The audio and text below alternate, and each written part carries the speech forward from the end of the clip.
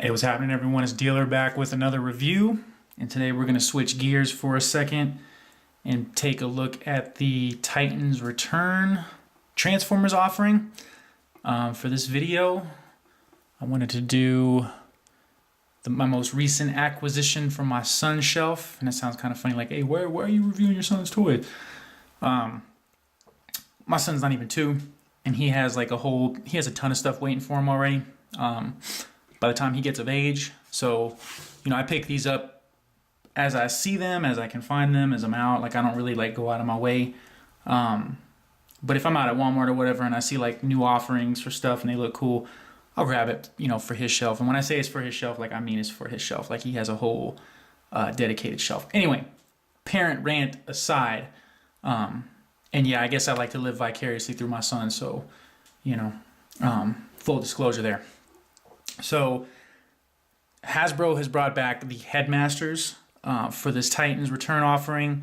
They brought back Fortress Maximus, Chrome Dome, Hardhead, Mind Wipe, Weird Wolf, all of the originals. And I must say that as I've been picking these up, these things are cool. For what they are, these things are pretty cool. So having said all that, let's just take a look at the packaging here. So for those of y'all that are familiar with this line, you'll know that every package has a picture of the robot with the head shooting off its shoulders to indicate that it's a Headmaster. Looking at him, this is how he comes packaged. All of the crazy, unnecessary stuff that has to be put into this because of regulations or whatever are included. So he is secured within secured packaging, which I think is a little ridiculous. Anyway. So we got Blowpipe, wow, and Triggerhappy. And I don't know if that was his original Headmaster's name, but this probably could have used an update for obvious reasons. If you keep a clear mind at all times, then more power to you. But this, man, there's some jokes to be had right here. Anyway, so this is what the back of the packaging looks like. You don't get as robust of a backstory on these as I would like. But there it is. I hope that that's showing through. Literally, if you're in the United States, this is all you have to pay attention to, and that's it. So then it shows you, hey, you can go from here to here, and then this can go from a robot, and then this guy goes, with 17 steps, this guy goes from here to this cool looking jet, which I'm assuming the cockpit opens and the Headmaster pilots, which that isn't, oh yeah, right there, booyah. Booyah. So that is an awesome gimmick for these things. I mean, again, for what they are, for being Hasbro products, they're pretty cool. I can't even lie. I've been impressed. And, if you go back and you look at the vintage figures, I would even say if you put, I don't even know if he had a vintage offering, but if he did, and you put both in front of me, I'd probably go with this one just because of all the extra bits of articulation you get. Yeah, it's a ball joint figure or whatever, so it's probably, there's no question that what went into making this is cheaper than what went into making, one from back in the day when keeping the currency, cost of inflation, etc. And I'm not going to go too deep into economics with you guys because y'all aren't here for that. So anyway, so the way that I open these bad boys up is they have this it's glued to the card, and it's taped to the card. So I guess when the glue fails, the tape's still there to secure it. So for you mint on card collectors, they're really looking out for y'all by doing this because they're giving you fail-safe points, mini fail-safe points. So what I do is I come in here with an X-Acto knife because I'm one of those weird guys. I like to preserve as much of the art on the card as possible, and then keeping the blade out of the line of my appendages, I will undo it there, and then I will come up here and just do the same thing. And once you get under the tape, you'll get it, and then it literally comes, it comes off with zero resistance. And then for this side here, we'll just get underneath, maybe. And then just ever so slightly, and maybe it's time to get this blade replaced because it's probably I probably got as much out of this as I'm going to get. So there's that, and then that's loose, and then a little bit of the packaging came off. But that's no biggie because I'm more concerned about the art on the front, which we'll see how that goes, because sometimes that's hit or miss too. So if I don't get it, not a big deal. I think this thing only set me back like what, $10 or something like that, which I don't know if they're still $10, but if they are, man, like what a figure offering for $10. So then I'll come around to the front, and then like you see right here, I can get my finger behind. So maybe it's not glued on as good as you would like it. But then from here, what I'll do is I'll very lightly just let the blade right along the lip. And then here's where it gets tricky. So I'm already starting to cut into the card here. So what I'll do then is the tape that's securing it here, I'll just take the blade and try to come down as clean as possible. I'm going to take this off camera for a second. And it looks like, it looks like for this one, I'm not going to have a choice. I'm going to cut into the card, which that's not a big deal for me.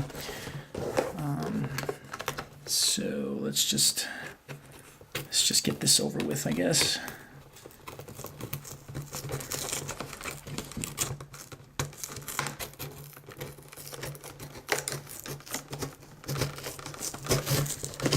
All right, and then I'm going to stop right there. I'm just going to reach in. What I usually do is pull these bad boys out, and you see there, like it kind of just gave way. And yeah, I did take the Transformers logo off, but most of his art is left intact. And then you get these. You know, I'm gonna say that I'm a fan of what they're doing here with these. Yeah, and I just take the blade and just cut into the tape. And I guess I missed that one, so. Yeah. All right, so I'm a fan of what they're doing here. I guess this kind of replaced the tech specs. So you get power readout. I guess this is strength, stamina, or endurance, intelligence, and then firepower is what it looks like. Oh, look. I think what I'm going to do is I'm probably going to start like a little binder for my son, because we have a lot of these already. And, yeah. Start filing those away. I know the one that came with Devastator is probably like one of my favorite ones that we have. And I bought myself a couple of Devastators too, because man, it's just an awesome figure. And then what you also get from within the packaging here, some blueprints, because what Transformer wouldn't be complete without knowing how to convert your figure from robot to alt mode and vice versa. And then whatever gimmicks lie hidden in here, they explain that. Me, I never really look at these. And even from my third-party offering, I don't look at the instructions. But then again, I'm not a guy that really transforms his Transformers for Masterpiece and third-party. So what I'll do is, let me get him out of here. I'm gonna take this. I'm gonna cut the tape, but let me get him out of here, and then I'm gonna remove all this stuff, get him kind of figured out, and then we'll come back and take a look at robot mode and his alt mode. All right, so here he is, and I got him on this display base so you can get a full 360 degree view of him. Let's just get in a smidge closer so y'all can see. I know that there are a lot of big money Transformer collectors, myself included. We like to give the Big H a hard time about this kind of stuff. And what I mean is, sorry, I'm looking for something I can kind of use to, all right, so we'll just use Zartan's swamp skier tow cable to point out what I'm talking about here. So a lot of us find this kind of stuff unacceptable. And don't get me wrong, there's a time and a place for it, because I'm willing to bet that his legs fold into these slots here, or maybe these feet wrap around to fill these gaps. But there is a certain element of what a lot of us are dubbing laziness going on at Hasbro right now, because really, like, let's just use the Generations Brainstorm, for example. They didn't have, and I'm going to take him off the base now, but they didn't have, they made some choices with that figure in particular. And what I mean is, you could easily put a pin here in a pan, like a opening panel to hide some of this, because again, you know, I say that it's hard to look at vintage Transformer offerings, but a lot, like the vintage Transformers, we didn't have this stuff going on. Like, it was this should be a solid gun, in my opinion. Like, we shouldn't have hollowed out bits of plastic. It should look like this.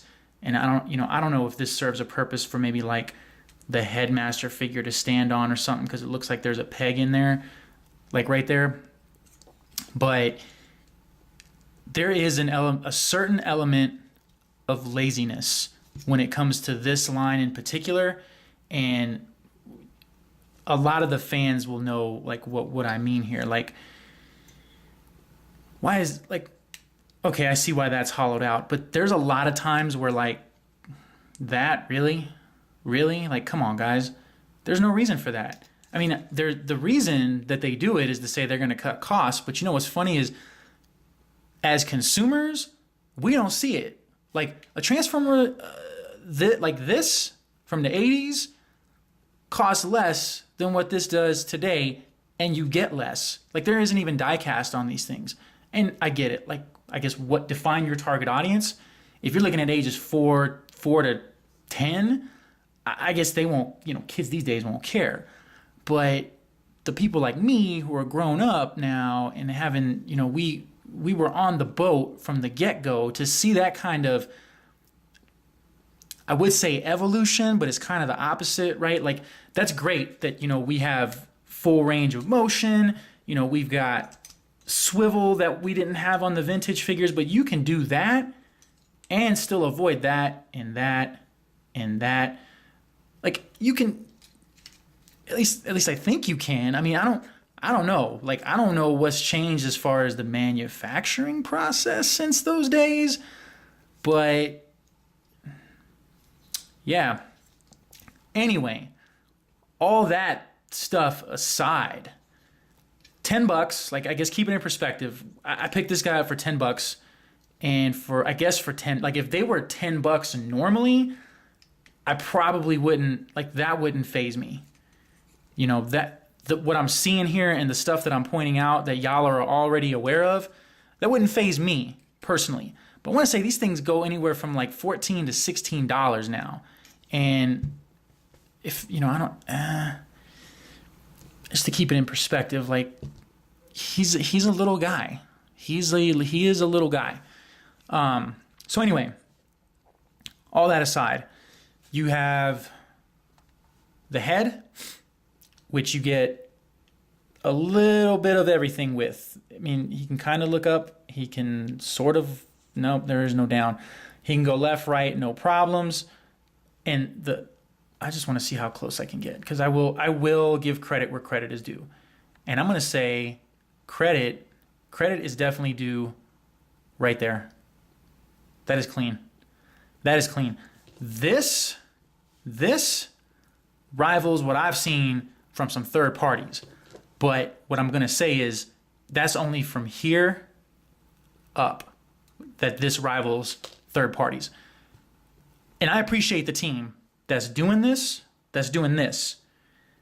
because they obviously had a love for Headmasters. At least I think. I don't know. You never know, right? But so he's primarily like this bluish kind of purple color. The eyes are painted great. The face is painted fantastic. You have these little gold bits and silver in here, which really do a good job of breaking the figure up. The Decepticon emblem is applied very clean. I mean, I would say where they chose to do like accents here, they did a great job. These look like they may have been like they're I can't tell. It kind of looks like as you go down in there, there's like, it transitions to this gray color. So maybe these are, oh no, these are part of the same piece. So these are painted. These little thrusters here are painted, and it looks good. Again, for 10 bucks, it looks good. Coming back over here to the wings, you have, I mean, they really did a great job of staying in the lines. There's not really any overspray where this blue transitions to that kind of, that white silver, and then the Decepticon logo is put on there with some love. So there's that. On the other side, it is just as consistent, though it looks like maybe like right here. No, actually, that's just the continuation of the Decept logo. So that still gets a pass because of that line work right there. Let's see, is it the same on this side? Yeah, it's the same thing on this side too. So, what else? Sorry, I really don't do Transformer figures. Coming down here on his lower legs.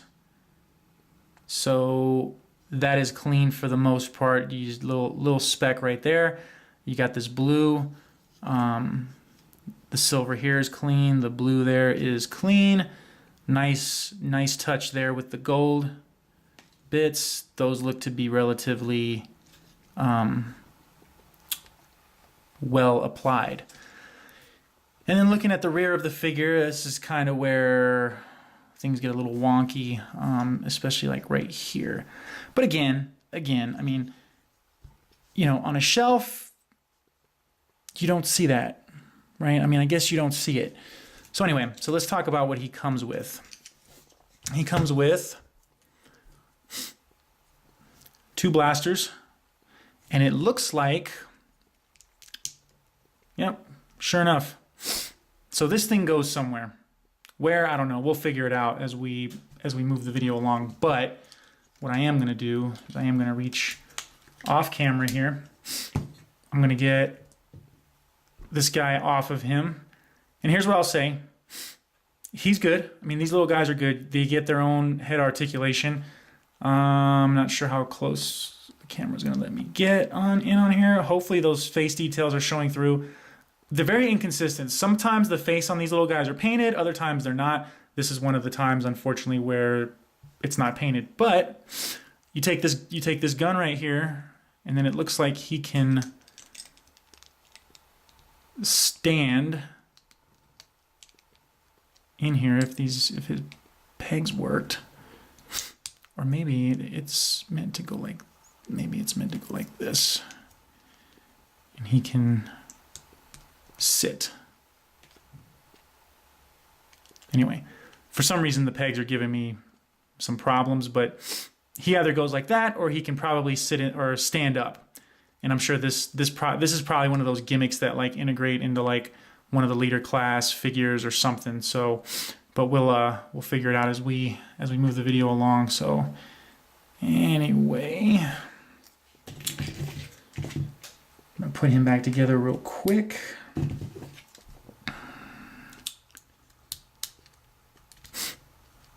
All right, so he's not. Sorry, I gotta take this off camera again real quick. He's not wanting to work with me now. There we go. There we go. So anyway, so as far as like what the figure can do, he's got a pretty rock solid elbow joint. He's got the forearm swivel, I guess, or the elbow swivel. I don't really know what that's called. And then hands, you get zero articulation. It's the typical peg hold hands that are mounted or made to hold something. I don't know if this is supposed to be like this, but you can get, you know, if you wanted to, you could give him the death arm, the death laser, whatever you want to call that. And then that comes back around, and then the hand can come back out. And then same for here. I will note though, the swivel out is definitely impeded unless you do something about how this is, because then it clips up against this wing here. So, but I mean, those of us that have been around for a while and are familiar with this line know that that's sometimes what you get as a result of how this whole thing comes together as far as engineering. Impressively enough, you do get a waist swivel. the leg motion. If he were to have to sit like in a vehicle or pilot something or man a computer station, he could do so with no problems. So there's that. And then as far as the feet go, you get that. You get up and down. And then I want to say this is, yeah, this is separate as well. So there's that. And on another nice thing to note, you get the whole leg kind of just rotates around, which is, you know, that's nice too. So, all right, well, I'm going to get him kind of prepped for conversion to alt mode, and we'll step through that here in just a second. All right, so having never done this really on camera before solo, let's do the obvious. Let's pop the head off, put that to the side. Let's take these out, put these to the side. First bit of business, we're gonna fold the hands up. We're gonna bring his wing guns out and around. And then this part kind of gives me the heebie-jeebies. We're gonna unclip here. Oh, that went smooth that time. We're gonna unclip here, okay? Then what we're gonna do is we're going to turn this guy around. We're gonna put the heel of the foot, we're gonna shove that into the leg, and then we're gonna push the feet down as far as they can go right there. We're gonna rotate the waist 180 degrees, okay? Then what we're gonna do is, naturally you would think this would just kind of fold up, but it doesn't, because the engineering on this thing is quite clever. So we're gonna unpeg the hip. We're gonna give this a little switcheroo. Then we're gonna bring the cockpit up, and then that's the front of the jet mode. Then, where it gets a little tricky here is we're gonna clip these bad boys together, okay? And then we're gonna, this is the kind of, this is the upside and of modern engineering, right? So we're gonna fold the legs onto themselves until the feet kind of touch this piece here. And then as you rotate it around, it just kind of, you saw it kind of click, it'll just naturally take form. No pun intended there. And then there's two clips here that the back of the jet clips into, right? And then you can bring the front of the wings on the arm around. And then these little bits fold in, and then you have a clip here and a hole here. So then what you're gonna do is you're gonna bring it back, you're gonna clip that in, and then this, and it behaves a little weird on this one, and I think it's just this one, but you see how this kind of has a tendency to want to move out. And again, this is the result of just a mass-produced figure, right? But then you're gonna clip that in, and then that's one side of him done. You're gonna rotate this up, make sure you're clipped in, and then where the hand folds in, you have this little slot right here where that just kind of, it'll just go. And there he is. One thing to note too, he has some landing gear, and that's him. So, last but not least, the guns do peg in for alt mode. So they peg into the bottom of the wing here.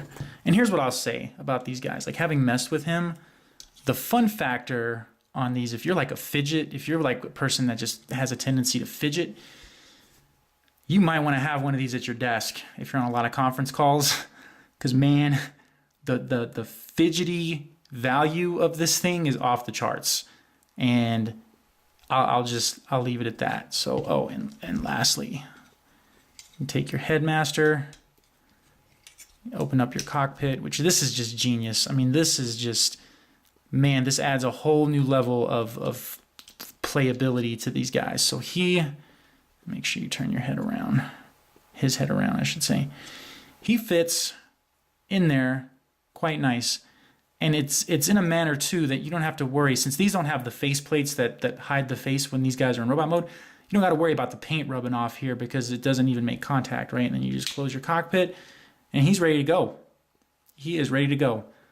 So I'm going to get him set back up on the base, let him spin around 360 degrees a couple times so you guys can get a look at him. All right, so there he is in vehicle mode, and here's what I'll say. For a Hasbro figure, this is nice. I mean, this is at $10. I don't know that I could ask for much else, you know, despite all the nitpicky criticisms I pointed out at the beginning of the video as far as just like the hollow bits and things like that. But, you know, when this thing's in alt mode, there's a rhyme for a reason, but still, there may have been spots where they could have incorporated panels to kind of clean it up a little bit better, but I can't knock it too much because, again, at $10 and just the gimmick factor, the fun factor, and I don't know, I don't even know that there's a learning curve to these things really because they're so simple in their nature. But as far as the fun factor goes, I mean, I would say this thing is definitely worth it. If you're a fan of the Headmasters, probably worth it. You know, and I don't know, the Transformer community is so weird. Like I didn't realize there was like this rift between folks who support the official product, folks who are strictly third party because of just the quality, the superior quality.